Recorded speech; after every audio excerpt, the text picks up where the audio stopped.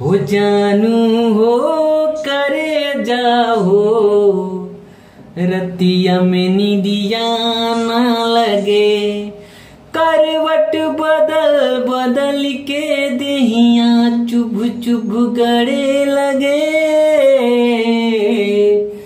हो जानू हो करे जाओ कि रतिया में निदिया ना लगे, कौन राज बतिया के अखिया के निदिया ले गइल।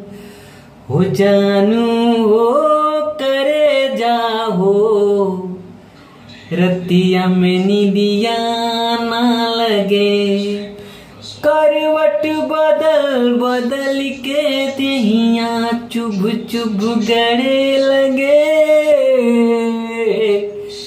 जानू हो करे जाओ रतिया में निदिया ना लगे। हाय दोस्तों, मैं सिंगर वीरेंद्र राज खेसारी।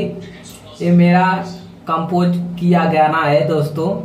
आप लोग को पसंद आए तो मेरे वीडियो को लाइक शेयर और सब्सक्राइब करें मेरे चैनल को।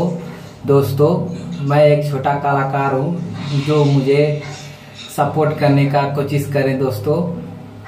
हाय।